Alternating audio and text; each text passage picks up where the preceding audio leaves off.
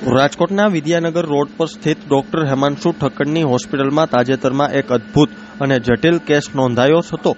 રાજકોટની 53 વર્ષીય મહેશ્વરીબેન મંગલિકા સોપારી ખાતા સમયે અચાનક જ 1.5 સેન્ટીમીટર મોટી ધારદાર કટકો અન્નનળીમાં ફસાઈ ગયો।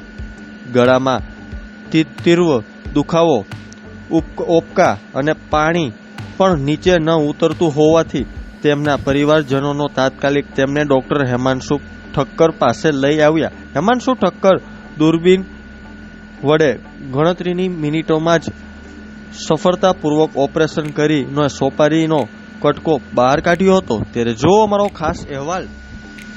આ મારા મમ્મી છે, તેમનું નામ મહેશ્વરીબેન માંગલિકા છે। તેમને રાત્રે સૂતા સોપારીનો કટકો અટકાઈ ગયો હતો।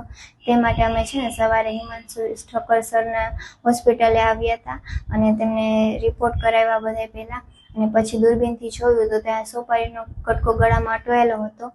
તો પછી તેમને ઓપરેશન કરાવીને સારવાર આપી, અને તે બદલ અમે છે ને હિમાંશુ ઠક્કર સરના છે ને આભાર માનીએ છીએ। મારું નામ ડોક્ટર હિમાંશુ ઠક્કર છે। રાજકોટ સ્થિત અમારી કાન નાક ગળાની અને ડેન્ટલની સર્જિકલ હોસ્પિટલ આવેલી છે। તાજેતરમાં એક 53 વર્ષીય મહિલા, જેમનું નામ હતું મહેશ્વરીબેન માંગલિકા, રાજકોટના રહેવાસી, ગઈકાલે રાત્રે ખાતા સોપારીનો કટકો એમને ગળામાં ફસાઈ ગયો હતો। હવે કન્ડિશન એવી થઈ કે સોપારીનો કટકો ગળામાં ફસાઈ જતા એમને પાણી પીવાનું પણ સાવ બંધ થઈ ગયું, થૂક પણ ગળે નતા ઉતારી શકતા, અસહ્ય ગળામાં દુખાવો અને ઉલટી ઉપકાની કમ્પ્લેન સાથે અમારા પાસે જ્યારે આવ્યા અને દૂરબીન વડે તપાસ કરતા એવું માલુમ પડ્યું કે એમને અન્નનળીના ઉપરના ભાગમાં સોપારીનો કટકો 1.5 સેન્ટીમીટર મોટો જે ફસાયેલો હતો। હું આપને સમજાવું અન્નનળીની રચના, કે જેની અંદર આ એક ક્રિકોફેરિંગ્સ જે કહેવાય અન્નનળીનો સૌથી ઉપરનો ભાગ। આપને પ્રશ્ન થશે કે નાના બાળકો ગળી જાય ત્યારે તો આવું બને, પરંતુ મોટા વયોવૃદ્ધમાં પણ આવી તકલીફ થઈ શકે, કારણ કે એમને અન્નનળીનો ઉપરનો ભાગમાં સ્ટ્રક્ચર હતું અને હિમોગ્લોબિનની ઉણપ, જેમાં એનિમિયા કહેવાય, એને લીધે સ્ટ્રક્ચર ફોર્મેશન થઈ ગયું હતું અને મેડિકલ ટર્મિનોલોજીમાં એને પ્લમ્બર વિન્સન સિન્ડ્રોમ કહેવાય।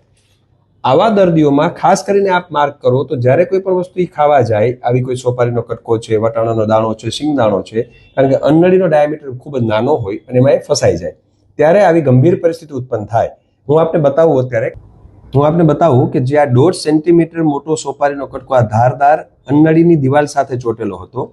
ખાસ તકેદારી બાબત એ હતી કે જો આ કાઢતી વખતે પણ જો આ ધાર ઘસાય તો અન્નનળીની દિવાલને ડેમેજ કરે અને અન્નનળીની દિવાલમાં કાણું પણ પડી શકે, એટલે એક રિસ્કી કેસ હતો, જેને ઇસોફેગોસ્કોપી એટલે દૂરબીન વડે આ કાઢી આપવામાં આવ્યો છે। દર્દીની હાલત એકદમ સ્ટેબલ છે। હું આપને બતાવું તો અન્નનળીનો જે ઉપરનો ભાગ છે એમાં સોપારીનો કટકો ફસાયેલો હતો, અહીંયા એકદમ ધારદાર અહીંયા દિવાલ સાથે અન્નનળીની ચોટેલો હતો।